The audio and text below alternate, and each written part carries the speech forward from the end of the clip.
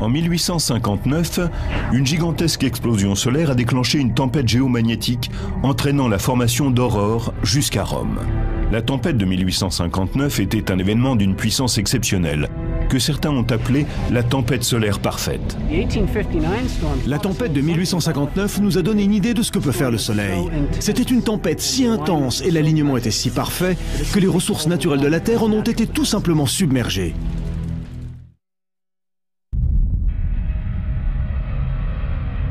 Une gigantesque éruption solaire se produit à la surface du Soleil. Moins d'un jour plus tard, et à 150 millions de kilomètres de là, les câbles de communication terrestre se mettent à faire des étincelles. Dans le monde entier, l'activité s'immobilise, tandis que les lignes électriques brûlantes déclenchent des... Dans le même temps, des aurores colorées illuminent le ciel des villes tout autour du globe. La planète vient de recevoir la visite de la tempête solaire parfaite. Le Soleil a fait jaillir cette colossale explosion et une incroyable quantité d'énergie a foncé vers la Terre. Non seulement c'était l'une des 2 tempêtes les plus violentes jamais enregistrées, mais c'était aussi l'une des plus rapides. Surgissant d'une tache pointée directement vers notre planète, elle s'est précipitée sur la Terre en moins de 18 heures.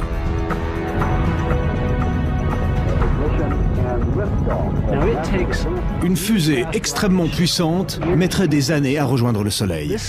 Eh bien, cette tempête, ce nuage de particules électrisées, a trouvé le moyen d'arriver ici en moins d'une journée. C'est hallucinant.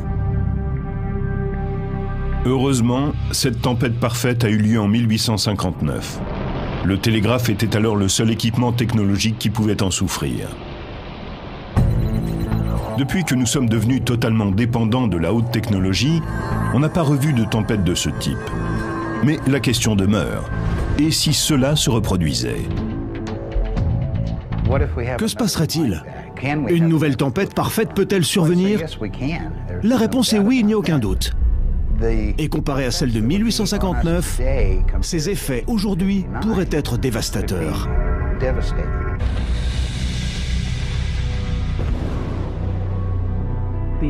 En ce qui concerne nos systèmes de communication, le plus inquiétant, c'est qu'on ne sait pas vraiment ce qui se passerait. Nos technologies seraient mises à mal, comme les maisons en front de mer durant un ouragan. Imaginez que nous perdions les satellites qui assurent le relais de nos téléphones portables, des signaux télévisés et des transactions bancaires. Que se passerait-il si, au même instant, la panne des réseaux électriques plongeait des régions entières dans l'obscurité durant des heures, voire des semaines? Si ces services n'étaient pas rapidement rétablis, on serait au bord du chaos.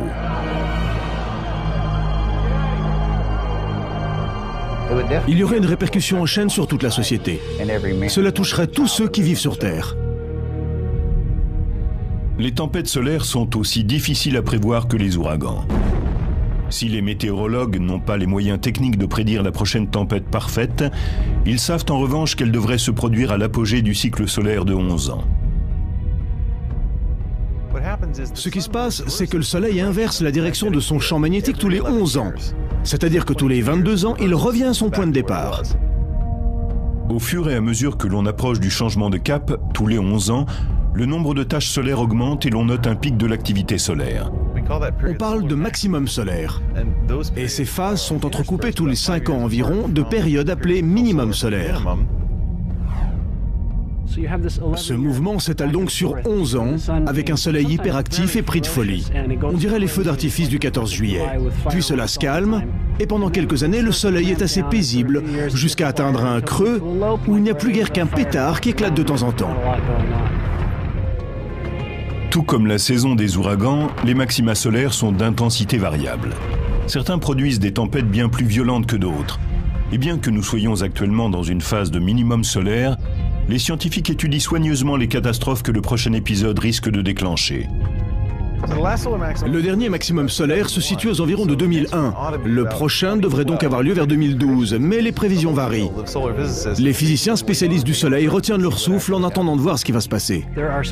Les opinions sont extrêmement divergentes. Certains prétendent que le prochain cycle solaire pourrait être le plus violent de l'époque contemporaine. Si ces prédictions se réalisaient, la Terre pourrait en voir de toutes les couleurs. Il y a du souci à se faire si l'événement de 1859 se répète. Les dégâts pourraient être colossaux. Le jour où le Soleil va piquer une crise, on en apprendra long sur la réactivité de notre technologie. Une bonne partie de la violence du Soleil explose ici, dans cette partie infernale de l'atmosphère, appelée la couronne. Cette région a longtemps recélé l'un des grands mystères solaires. En effet, bien qu'elle se trouve à près d'1 million de kilomètres du noyau générateur de chaleur, la température s'y mesure en millions de degrés, ce qui semble contredire toutes les lois de la physique. C'est très étrange. Là, j'ai un thermomètre. Si je l'approche du feu, il indique une température élevée, à peu près 100 degrés centigrades. Si je l'écarte un peu du feu, on obtient quelque chose comme 36 degrés centigrades.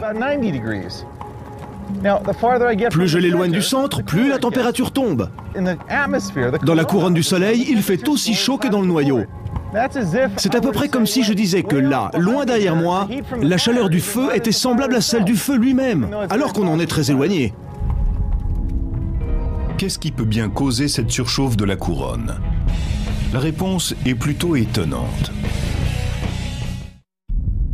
Dans l'enfer de la couronne solaire se déchaînent des millions de degrés. Des siècles durant, les scientifiques se sont demandé comment quelque chose d'aussi éloigné du noyau solaire pouvait brûler aussi fort. Récemment, des satellites très sophistiqués ont offert une vue plus précise de la surface solaire, et certains indices ont commencé à apparaître. Sous la couronne, la surface du Soleil bout littéralement.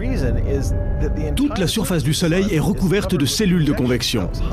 De la matière en fusion s'en élève, atteint la surface, se refroidit en brillant. C'est la lumière que produit l'astre, puis retombe. Chaque bulle de matière qui émerge et qui fait approximativement la taille du Texas s'étale à la surface, refroidit et retombe en l'espace de 5 minutes. C'est un processus d'une violence incroyable et qui se produit à des millions d'endroits sur toute la surface du Soleil, 24 heures sur 24.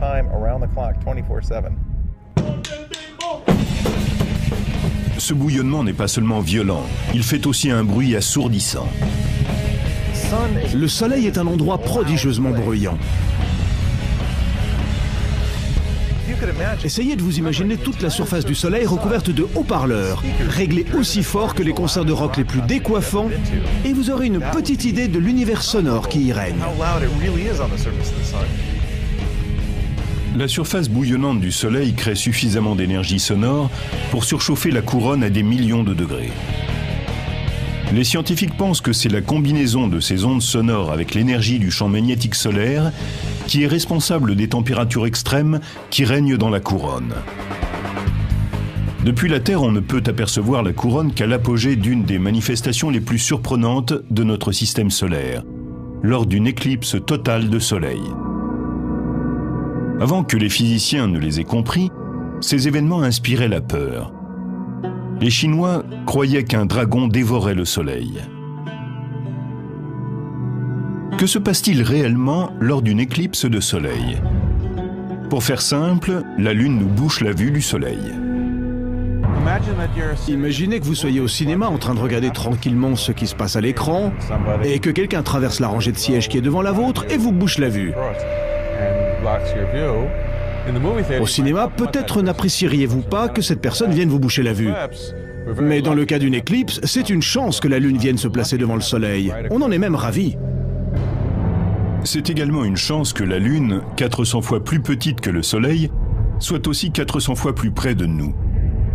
Cette coïncidence cosmique signifie que les deux objets se trouvent avoir apparemment la même taille dans notre ciel, de sorte que l'une vient obscurcir parfaitement le second.